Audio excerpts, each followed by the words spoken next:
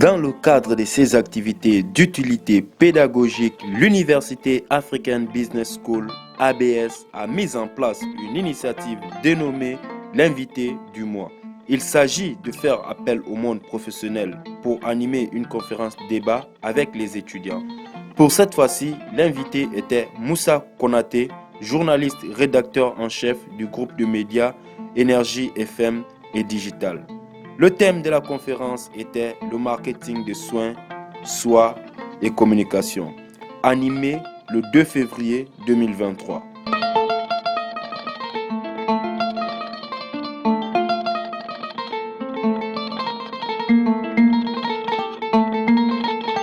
Monsieur, madame, le personnel de cette université prestigieuse,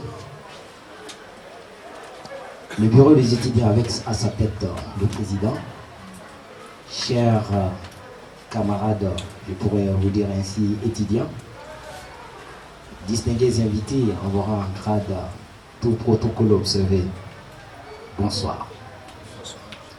Avant tout propos, permettez-moi de décliner mon identité pour pouvoir vous faciliter voilà, cet échange et cette discussion qui va se passer dans vos locaux. Alors moi je suis Moussa Konaté, je suis né au Gabon, en Afrique centrale, plus précisément à Libreville. Au départ je faisais la franco-arabe, donc de là-bas, puisque mon père, je vais le dire, mon Konaté, je suis de la région, originaire de la région de Caille. Qui parle de Caille parle de l'immigration par excellence. C'est la première contrée, en tout cas en ce qui concerne le Soudan français, qui est l'actuel Mali, qui a eu le contact avec les Blancs. Donc pour vous dire que vous devez avoir un planning pour votre vie. Un planning. Il faut avoir un planning pour votre vie. Pour votre vie. Et tous les jours, vous essayez de faire le bilan à mi-parcours. Qu'est-ce qui a marché, qu'est-ce qui n'a pas marché, qu'est-ce qui a fait que cela n'a pas marché, qu'est-ce qui a fait que cela a marché. Ça ne sera jamais une surprise. Les autres peuvent être surpris de votre parcours, mais vous, en personne, je suis en train de vous expliquer déjà le thème, une des branches du thème du jour qui est le marketing de soi. Voilà. Donc là, dans ce cas, ça va vous permettre d'avoir cette prise de conscience en vous. Quand vous avez cette prise de conscience, elle va se traduire par la confiance. Et cette confiance va se traduire par l'assurance. Et quand vous avez l'assurance, vous êtes capable de tout casser. Et vous serez inarrêtable. Vous serez comme une bête féroce. Et les gens, parmi vos semblables, vont se poser des questions. Mais celui-là, là, il n'est pas comme nous. Quelle est sa magie? Sa magie n'est rien d'autre que le travail, la persévérance, l'abnégation, la bonne à tout faire, le bon compresseur. Voilà. Donc c'est ça qui doit être votre vision. Vous êtes des cadres, mais vous êtes déjà consommables. C'est ça, en Europe, vous pouvez prendre un travail et étudier en même temps. Comme nous sommes dans un pays où il y a peu d'opportunités, raison pour laquelle on parle que vous êtes des cadres de demain, à partir du moment où on devient universitaire, on est productif. Dès la première année, moi je sais que je peux exercer ce métier, j'ai commencé à travailler dans les premières années. Je maîtrisais les concepts de base. Alors, arrivé au niveau de la rédaction, ma manière et ma façon de travailler, j'ai mis toutes les peines du monde avec mes responsables. Parce que déjà, ils voient mon talent, ils le craignent. Mais moi je comprenais, c'est là. Donc on mettait le bâton dans la roue. Ce n'était pas du tout facile. Souvent, je suis sanctionné. Je ne sais même pas quand je suis là en train d'expliquer. C'est un truc aux stagiaires. On me dit, est-ce que c'est votre rôle? Et pourtant, c'est les stagiaires qui me demandent. On me sanctionne peut-être 2 semaines, 3 semaines. Je viens dire, mais l'observation aussi fait partie de l'apprentissage. Je viens, je m'assois, j'observe. Quand vous êtes déterminé, vous êtes capable de tout. Avec tout ça, là, des fois, je marchais. Parce que dès que j'ai commencé cette étude, souvent les parents ne partagent pas la même vision que nous, donc c'est très difficile. Quand les parents ne comprennent pas votre vision, c'est très difficile qu'ils vous viennent en aide. Pour eux, voilà le chemin qu'ils t'ont montré, tu as refusé, donc maintenant tu deviens le rebelle de la famille, avant que les fruits commencent à tomber. Donc ce n'était pas du tout évident. Des fois, je prends le carburant, eh bien, je me lève, je vais au service. Des fois, voilà, j'avais un enfant du quartier qui me donne le carburant. C'est ainsi que j'ai continué à travailler. Je continue à travailler en 2018. Et lorsque mon chef, un de mes chefs a eu une promotion dans une autre boîte, on m'a dit qu'on était, je suis sûr, un certain secteur qui peut gérer cette boîte. Il me l'a dit, en privé. Il me l'a dit, il dit que si quelqu'un vient devenir le rédacteur en chef de la boîte, c'est bien toi. Je sais que tu seras quelqu'un de grand. Il a même répondu sans rien d'année. Ça trouvait qu'il avait le rédacteur en chef adjoint. Ben, je suis resté. On a continué à travailler. Lui aussi, il a eu une promotion. Il est parti. Vous voyez le fruit de la persévérance et le courage. La patience surtout. L'humilité, la responsabilité. C'est très capital. Donc lorsqu'il est parti, alors moi je suis resté, il y avait 3 chefs d'édition. S'il y a des journalistes parmi vous, ils peuvent comprendre, ce sont eux qui sont chargés de la production de la rédaction, préparer le journal. Le rédacteur en chef a un regard sur le journal parce que c'est quelqu'un qui est expérimenté, qui s'y connaît. Donc juste après avoir terminé le travail, avant de passer ou bien de diffuser, lui j'ai bien connu, est-ce que ça va avec la loi, est-ce que certaines informations peuvent être sensibles pour la population. Il gère tous ces domaines. Donc il y a les 3 rédacteurs en chef et les 3 chefs d'édition, ils sont partis. Le rédacteur ne connaissant pas les différentes compétences, il dit bon, les 3 chefs d'édition vous est signé de gérer la boîte. C'est la course contre la montre. Quand vous commencez à travailler, ah ben, le travail et l'école, c'est diamétralement opposé. Là-bas, c'est la vie, c'est la vraie vie. Il n'y a pas de pitié. Il y a des complots qui se font tous les jours. Il faut apprendre à les déjouer. Il faut être intelligent. Souvent, quand on dit que, voilà, si on fait ça, on va faire ça. Et ce jeu-là, si on fait ça, il faut déjouer. C'est cool. Par exemple, le président qui est en face de moi, je dis, je connaissant son caractère, je dis, si on fait ça, il s'énerve, et là, c'est fini. Il vient, on le fait, il tombe dans le panneau, et puis c'est fini. Donc, il faut éviter. Apprenez à connaître. Et quand vous arrivez sur le lieu de service, observez et essayez de comprendre le mécanisme. Tout ne se dit pas. Hein? Tout ne se dit pas. Même le mot dit, c'est la communication, le silence, le gestuel, le regard, l'humeur, l'environnement, tout ça là, ça parle.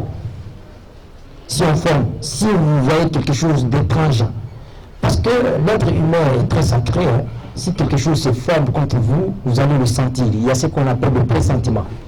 Peut-être vous n'allez pas prendre connaissance de vous-même, comme on dit le marketing de soi. C'est cette découverte pour avoir l'équilibre vis-à-vis du monde extérieur. Il faut avoir cette confiance et cette connaissance de soi et de son environnement immédiat, ce qui se passe autour de vous. Et quand vous voyez cela, les gens vont dire que vous êtes un génie, un super homme, un extraterrestre. Donc, apprenez à faire cela. Donc, on est resté comme ça. On travaillait. Finalement, les choses, les gens ont commencé à s'éclaircir petit à petit. Finalement, on m'a mis à la tête de cette rédaction. Mais c'est notre travail qui commence. C'est le management, ceux-là qui font le management doivent comprendre comment manager, gérer les gens. Il faut apprendre à gérer tout et chacun.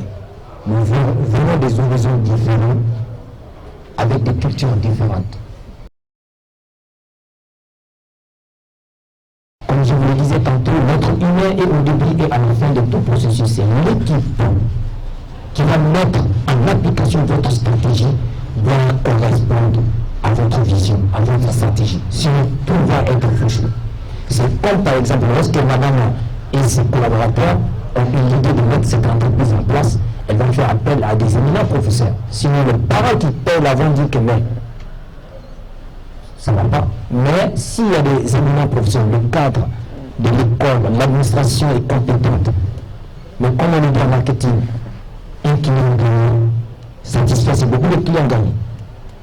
Un client satisfait, parce que lui là, il va le dire. Mais s'il est insatisfait, tu ne peux pas l'empêcher. Ces gens-là, non, c'est mauvais, il ne faut pas aller là-bas. Moi, vous savez, on ne peut pas empêcher les gens. Donc le marketeur pense minutieusement à de nombreux détails. Il analyse tout ça là. Il essaie de tamiser. Parce que vous êtes le nerf, le cerveau, le rouleau compresseur, la bonne à tout faire, l'épine dorsale. Vous êtes la vitrine de la boîte. Parce que tout va de la stratégie. Et si ça échoue, c'est fini. Vous savez, c'est ce qui met tout ça en pratique. J'ouvre une petite parenthèse qui est la logistique. Il y a 3 volets dans la logistique qui vont avec la mise en place de cette stratégie. Il y a ce qu'on appelle le flux informationnel.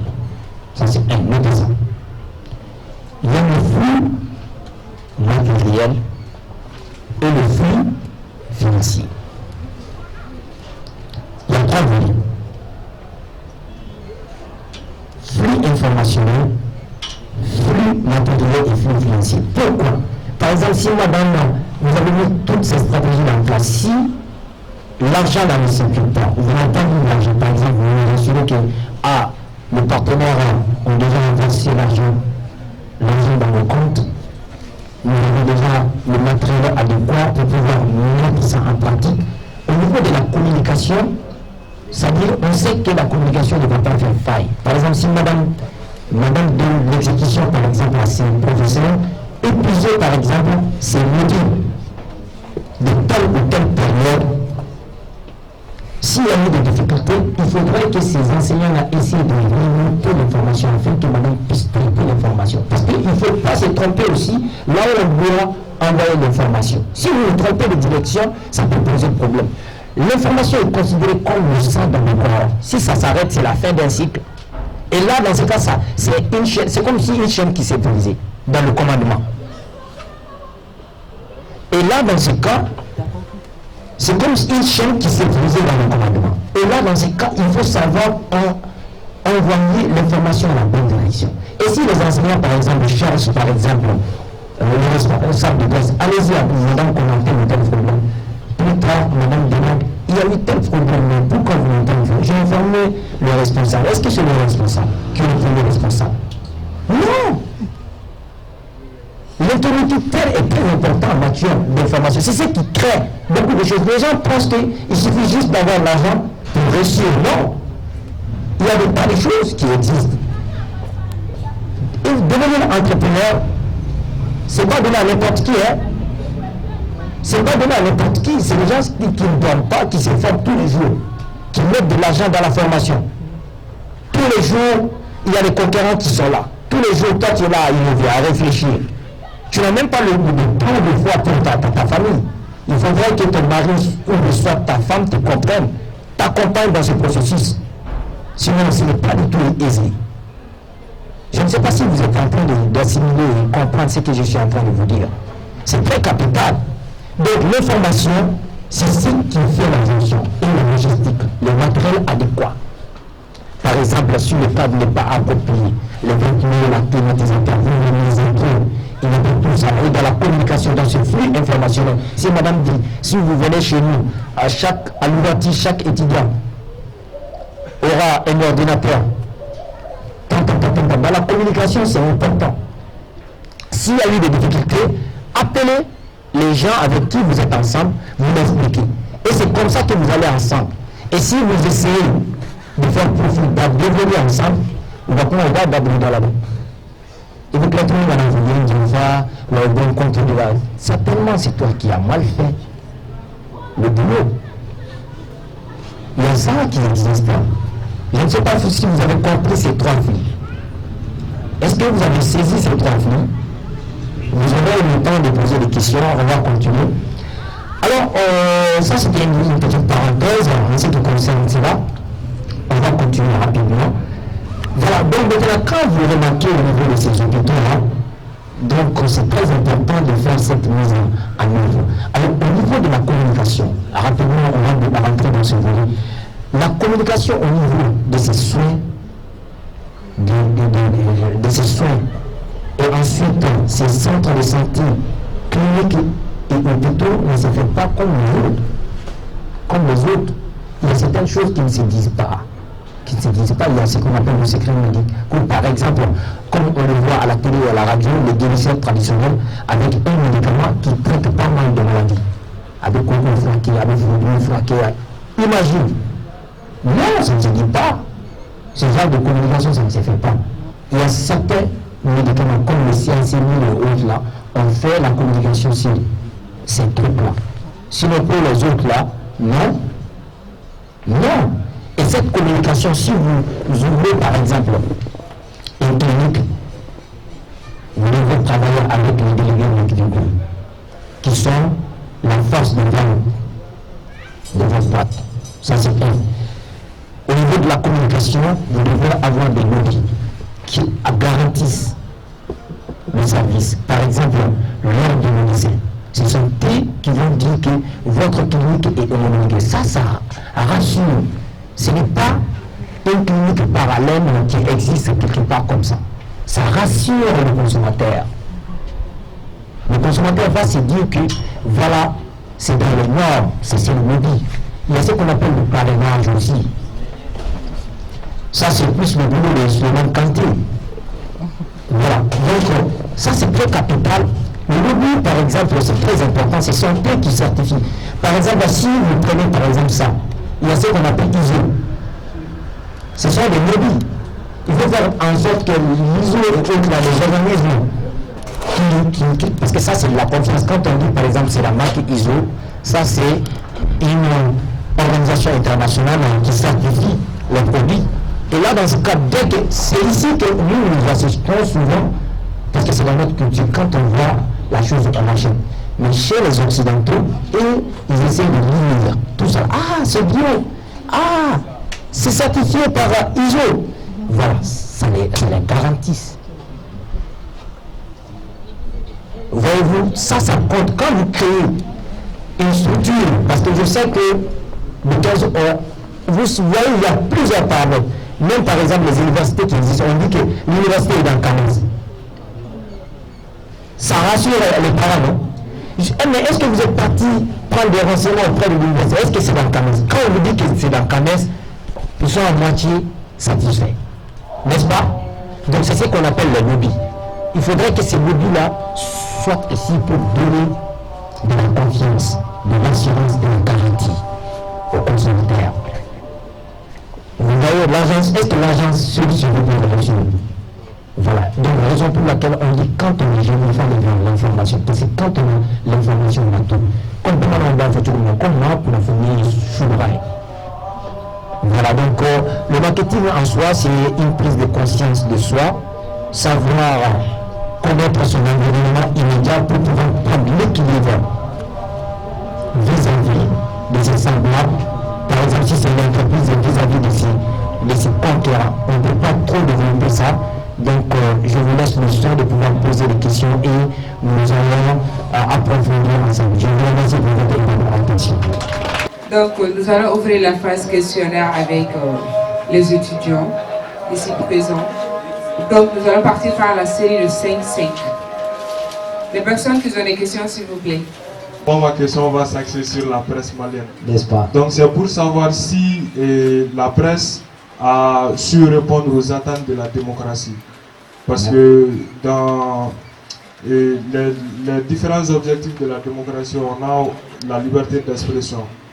Voilà, donc je voudrais savoir si la presse a su répondre à ces attentes et s'il y a de l'avenir pour l'investigation au Mali. Alors, j'aimerais savoir, le marketing de soi et de soi, les deux vont ensemble ou bien l'un peut aller sans l'autre? Ok, merci. Et aussi, j'aimerais un peu prendre exemple sur mon camarade Adama qui a fait référence sur la presse. Merci. Cette histoire de souveraineté retrouvée, nous aimerions en savoir beaucoup plus si c'est possible. Ok, il n'y a pas de souci. Merci. Notre communication, c'est ce qu'on appelle la communication hors média. Il y a une autre communication, par exemple, si par exemple vous mettez votre stratégie, ça a trait avec une des questions qui a été posée, je vais interrompre dans cette question avant d'y arriver. Donc je vais développer. Il y a ce qu'on appelle la communication hors média et la communication média. Ce que madame a fait, c'est ce qu'on appelle la communication hors média. En ciblant ce genre de créneaux et aller à la rencontre avec les étudiants. Et les gens vont se poser la question, il y a telle université qui existe, par exemple African Business School, la société, à travers ça, il y a les visiteurs qui viennent, il y a les exposants qui sont là. Donc, ces échanges avec le monde extérieur, c'est une manière de communiquer. Mais dans votre stratégie, vous allez mettre tout ça. Mais cette mise en œuvre, afin que l'entreprise soit vue sur le communiquant, il y a en général la cellule de communication et la cellule marketing dans les grandes entreprises. Mais si les structures sont au niveau, par exemple, il y a 3 types d'entreprises, ou 4, par exemple, qui sont définies, les SA, il y a les salles, et qu'on appelle les entreprises en responsabilité limitée et les anonymes. Les actionnaires en général sont dans ça, mais ils sont anonymes. Donc, ainsi de suite, les types d'entreprises comme ça. Alors, quand on prend le Orange Mali, il y a beaucoup d'anonymes là-bas, des actionnaires qui sont là-bas. Orange a sa cellule de marketing qui est en place, qui réfléchit, par exemple. Vous voyez Orange Mali sur lui.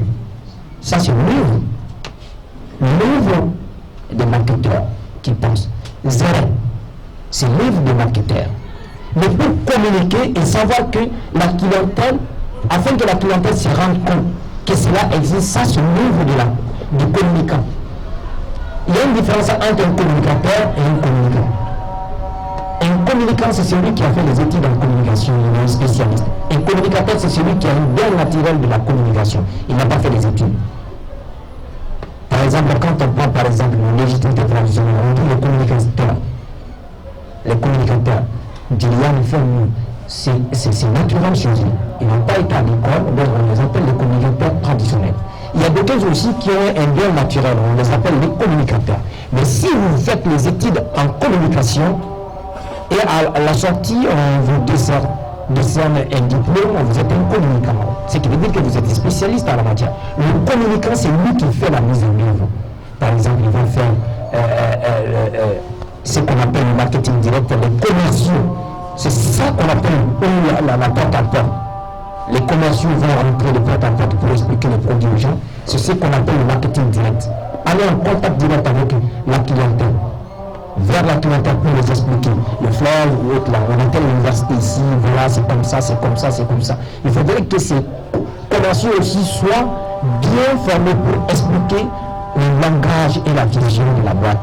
Et garantir que juste après votre formation, ou au cours de votre formation, vous pouvez être déjà outillé chez nous. Donc c'est le communicant qui fait cette communication, mais sans pourtant faire une communication mensongère. Si vous faites une communication mensongère, vous amenez l'entreprise à la lune et vous allez faire un drame, pas possible, irréparable. Mais cela dit, la communication aussi va avec du bluff. Il faudrait que ça soit accompagné. Par exemple, quand les étudiants ils vont là-bas, madame va dire que soyez bien corrects. Portez des tenues bien correctes. Adressez-vous gentiment. Et l'éloquence, ça fait partie du bluff qui accompagne votre vision. Ça fait partie. Et là, si vous n'avez pas ça, vous êtes bien habillé, vous parlez mal, déjà ça ne va pas. Ça ne va pas vous gâcher tout. Et ça va avec cette communication. Donc la communication, c'est la vitrine. Si vous communiquez, vous avez tendance à ne pas exister. Si vous existez, vous allez disparaître. Et vous allez disparaître, il faut dire que je suis le meilleur. Chez nous, c'est comme ça. Ça se passe comme ça. Les étudiants qui ont eu des boulots, c'est ce qu'on appelle, je vais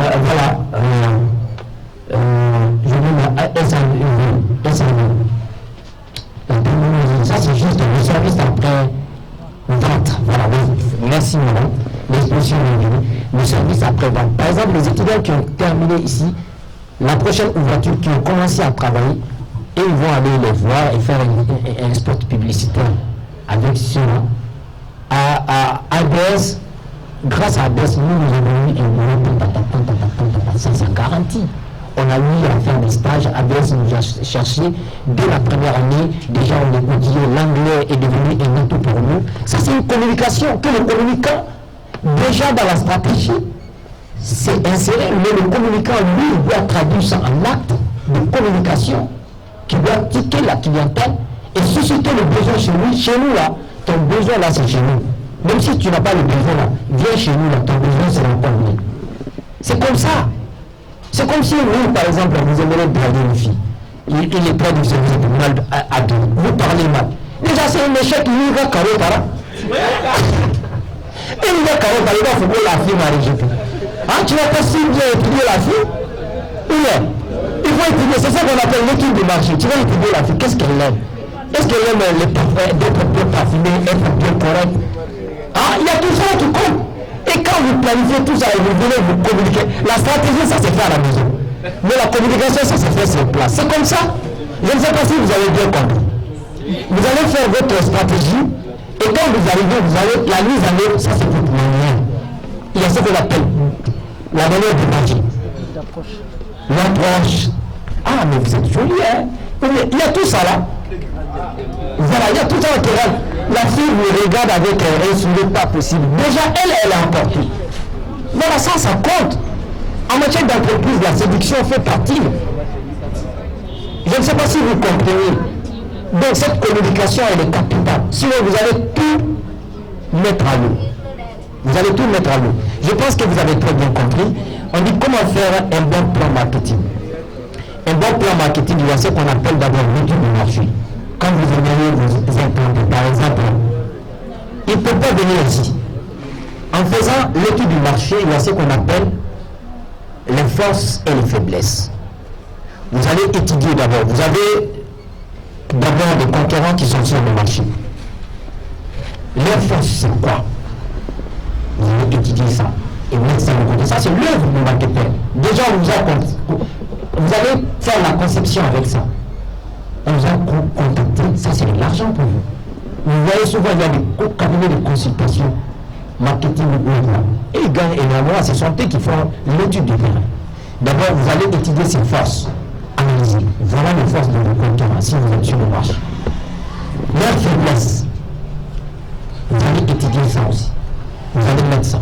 Il y a ce qu'on appelle, il y a les opportunités aussi sur ce marché. Vous allez étudier, il y a les menaces. Et en fonction de ça, vous allez faire une stratégie marketing.